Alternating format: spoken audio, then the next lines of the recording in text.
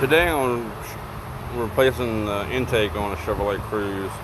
I just made a video on replacing the cam cover on the same vehicle, and the reason why the cam cover failed is because of the intake. And I'm going to show you why. If you can see down in the hole there's an orange valve, and it blows out with the intake, and it causes oil leaks, and the PCV valve and the valve cover blow out and what have you. This is the new intake here.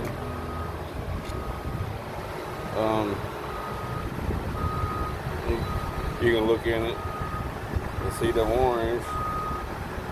You get it angled right. So that's what you're looking for inside the old one, underneath this pipe here, PCV pipe.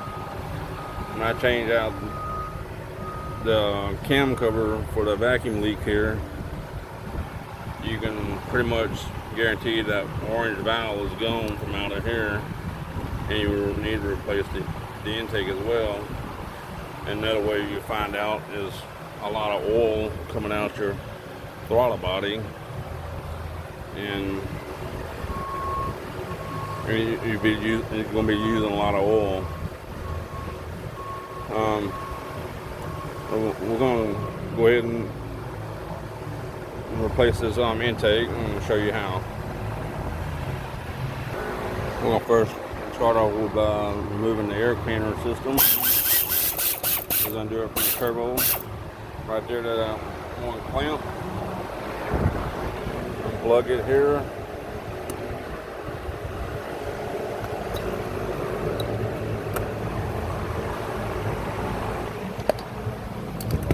You can take it from, oh, there's a look. You can take it from here, just pull it up and slide back.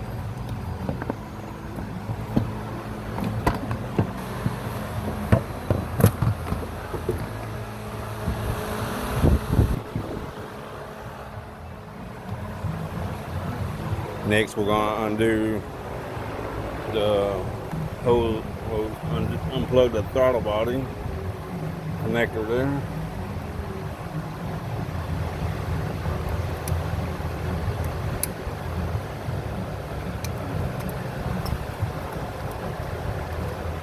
Undo the throttle body ducting.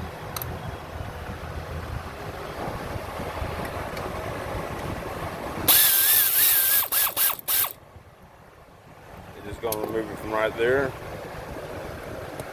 Let's pull it back out your way. Next, we're going to start by removing all the injector plugs, the harnesses. You're going to get some lighting on it.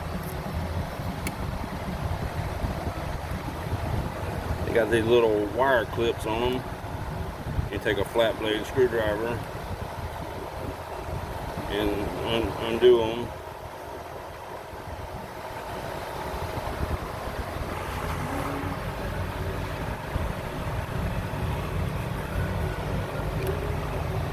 Take a black screwdriver and just work them loose.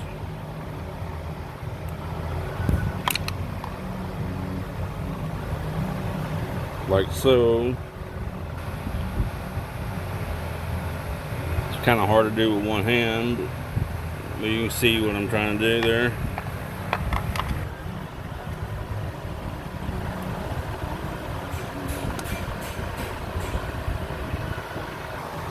After removing all the injector harnesses, connectors, you want to remove the brake vacuum line there.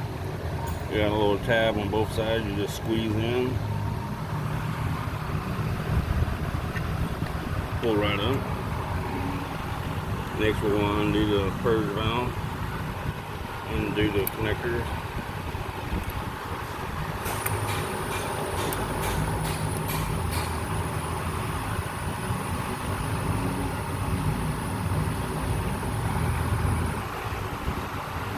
after removing the line out the purge valve and the connector.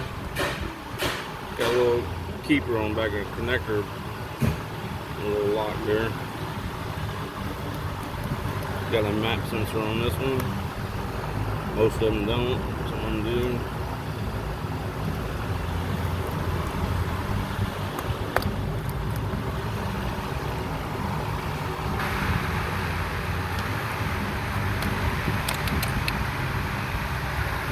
Next we will remove this PCV line, that hose pipe deal.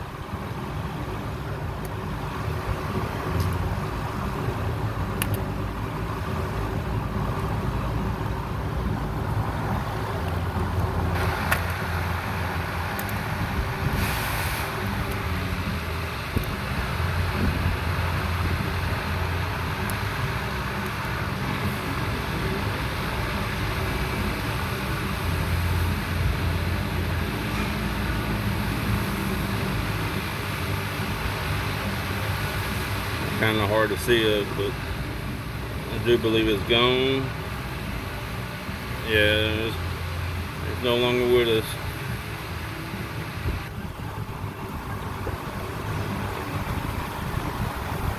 Next, I'm going to remove the fuel line, get it up out of the way.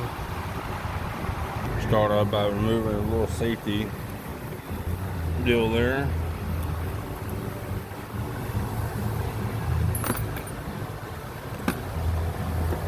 They have several different types of tools. This is one I use. I get from the local parts store, O'Reilly's, AutoZone, what have you. You're gonna need to remove this little keeper there, retainer. Then you shove this up in there and work it out. You just insert the tool in the fuel line, and you want to twist it while working up on the fuel line, like so, until you get it to release. And just move, after removing the fuel line, just tuck it back out of the way, like so.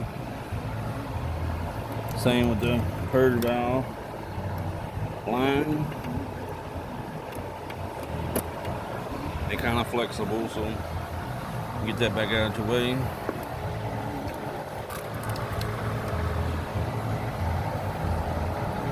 Next, you got a solenoid.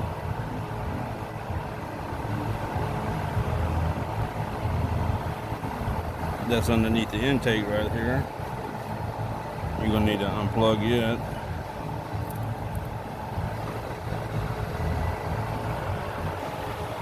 Kind of get to it a little easier when you move this harness back out your way.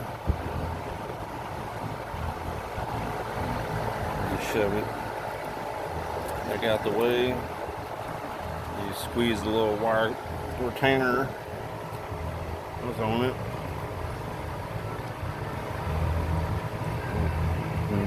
Kind of tough, but squeeze it and just work it out.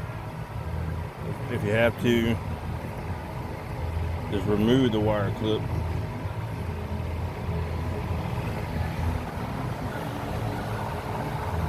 As you can see, I had to remove it and I had a little bit of a hard time.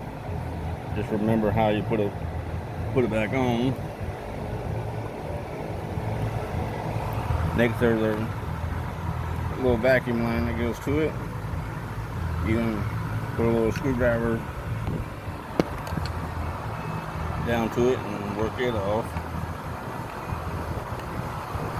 That solenoid comes with the new intake, so you don't have to worry about breaking the nipple off of it as much.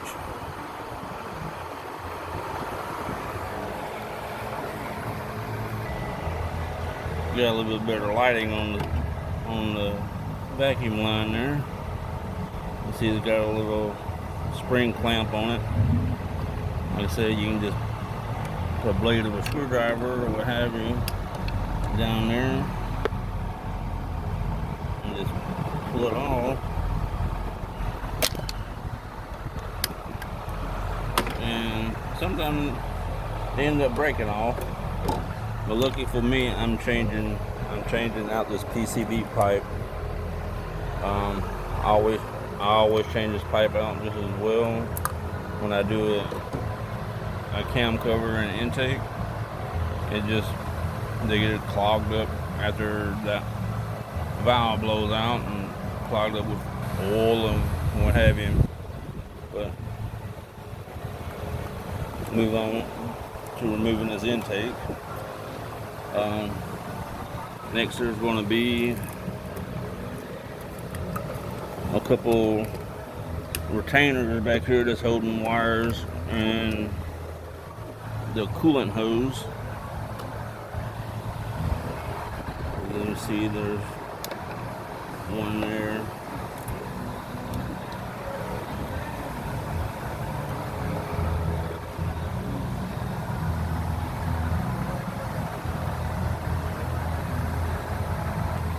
After removing the hose clamp, the hose retainer, and one for wiring that's back there. We can go ahead and unbolt the intake now.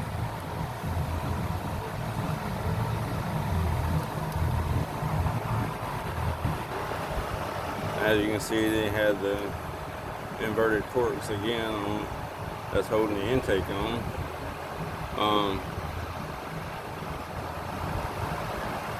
If you don't have that type of socket, as like I do, an 8mm socket will take it off.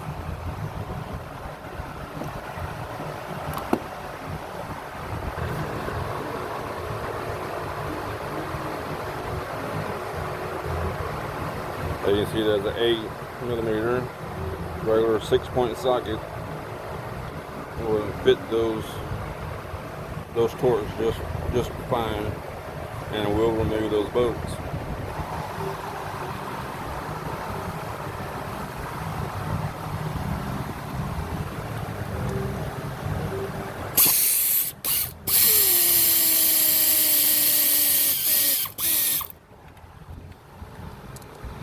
You don't have to take the bolts all the way out.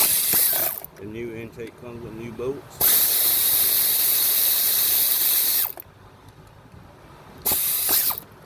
The bolts are made into the intake.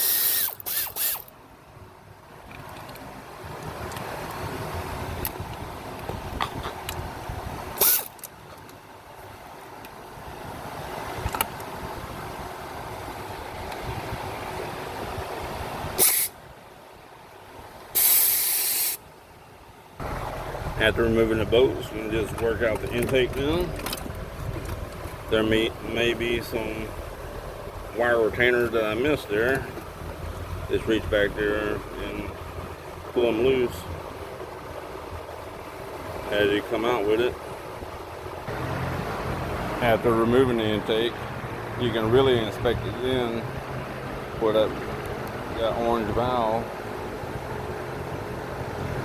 You see that it's missing down there. See how it's just all clear. Should be orange.